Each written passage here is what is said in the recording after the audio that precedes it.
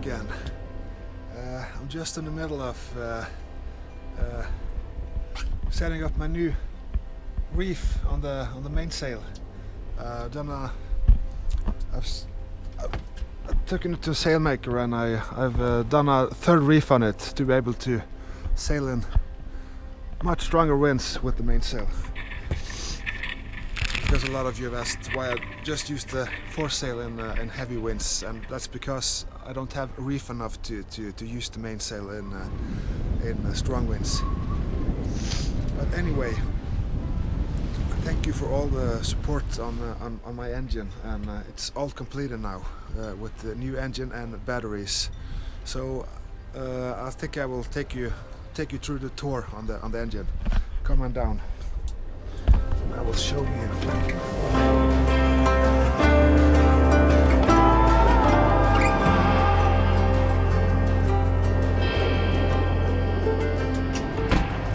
Let me just get the stairways out of the way, and there we go.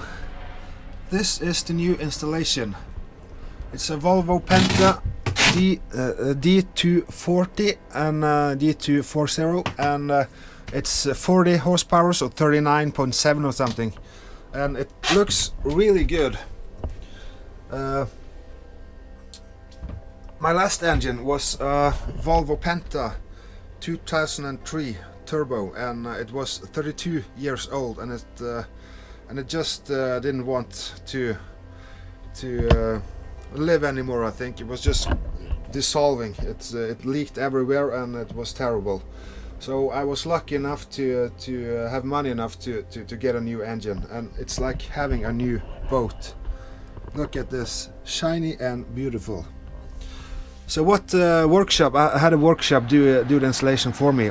After getting rid of the last engine, as you know, the 2003 turbo was a terrible job to get it out.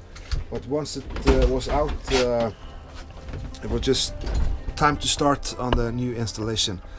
So what they've done, they have completely got rid of all the old installation and down to the fiberglass, and they have installed those two aluminium tracks on each side here, and they have this in between to take up the vibrations, and it is really rigid. It's just like concrete. And I put the engine up on top of it, and it's a really nice and rigid installation. I'm very happy with it. No vibrations, almost nothing, and it's very quiet and very powerful, strong engine. I'm doing about 7.5 knots on the cruising speed now. That did not happen on the last engine. So anyway, the engine, and to get enough power to my new lithium batteries. They are here, by the way, 3 times 100 ampere hours of lithium, and that is a lot. It's a lot of power. So to get charging current enough to those batteries, those are thirsty. They take all the current they can have. So I've installed.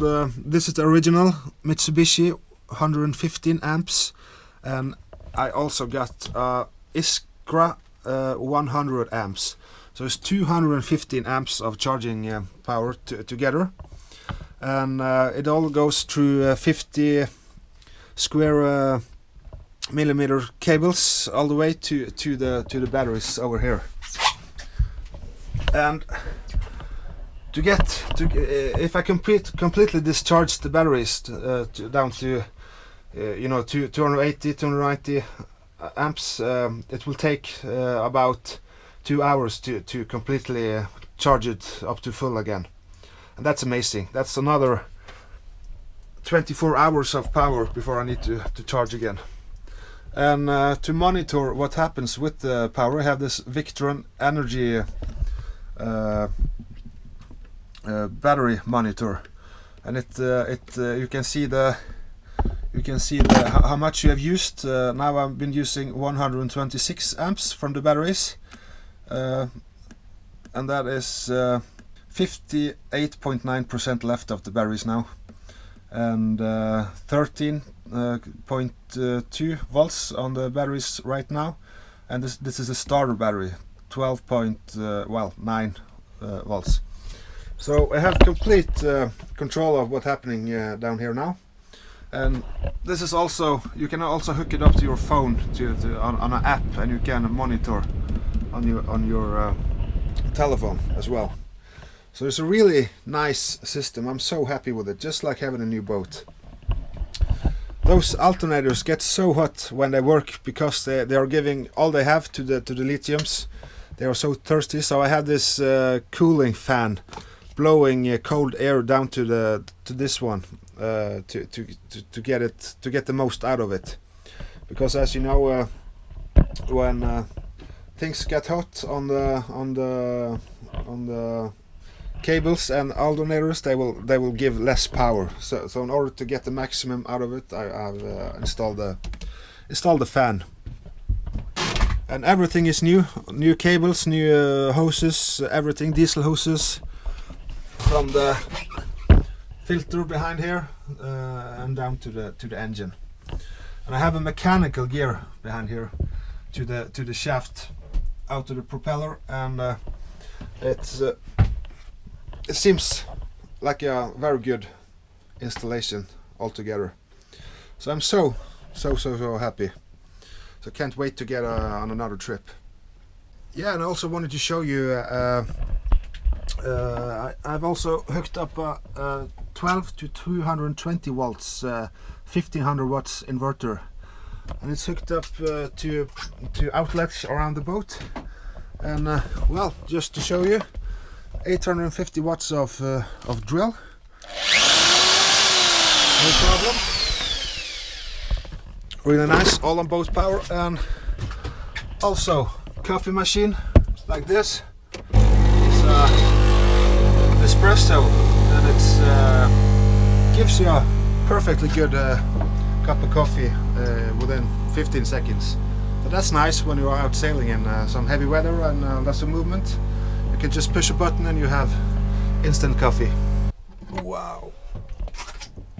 Oh yeah, that's good.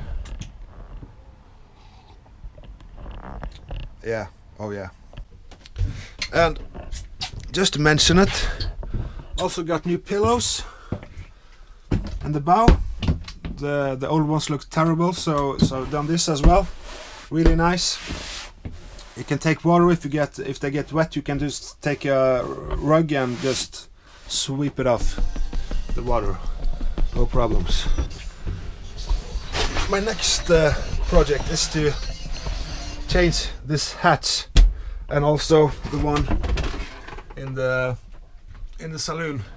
They are 43 years old and they are just leaking water all over. And this one, let's see, I will have a pretty good challenge changing this one, because this baby stay right here, after 40 years of tension, it has actually bent the deck up like this. So this is like an arch now. So that's why this hatch hasn't been watertight at all the 15 years I've been having the boat. So I'm going to remove the old hatch and take the tension off this one, and I have to find some way to straighten out the deck in order for the new hatch to be sealed and watertight. It's going to be a big job, but I think I'm going to start on the next week. We'll see.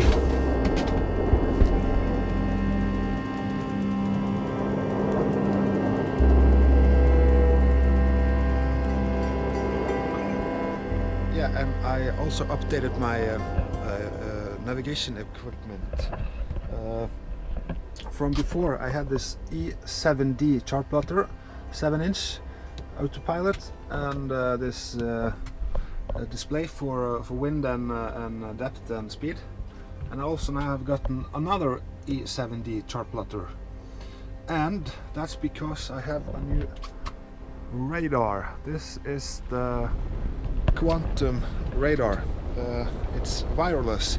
It's hooked up by Wi-Fi to this one, and I have a net cable going from this one and over to this one, so they communicate together. And the reason why I did this is because I wanted to have the most out of the radar.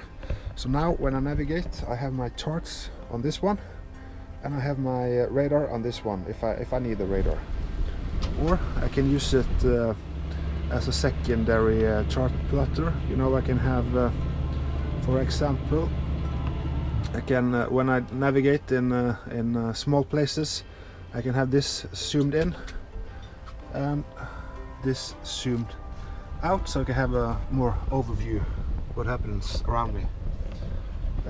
So now it's really nice to navigate this way, and yeah, I've been using it a lot now. I'm very happy with it. Raymarine is very good. It's rigid, and it's stable, and no surprises. So yeah, good choice so far. And this quantum radar, let me show you. It's standing on this Scanstrut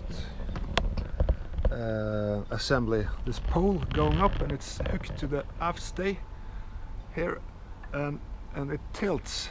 When the boat tilts, the radar follows. Oops! So you can see if the boat heels over, the radar will stay level, and that means that the radar picture will not be reduced due to a heeling boat. So that's a really good little thing to have. I didn't want to have a big pole on the stern, so I looked this one up, and it seems pretty good, I think. So far so good. So that's it. That's the engine installation. Very happy with it so far. And yeah, I'm planning my next trip now. It's going to be to the Faroe Islands in March next year, and I'm gonna cover the trip from Norway to Faroe Island. I'm gonna take it in one piece, 400 nautical miles of offshore sailing. I'm doing that way because I want to see how the boat copes on long distances, and to test myself. That's the plan. So we'll see how it goes, and I will probably have some update videos as well. Before that, you're gonna see more videos in between, of course. All right, I think that's it. So if you wonder of anything, you can just ask me questions on Facebook or on YouTube. Send me emails. I will answer, and as good as I can. And I hope to see you very soon. All right, take care. Bye bye.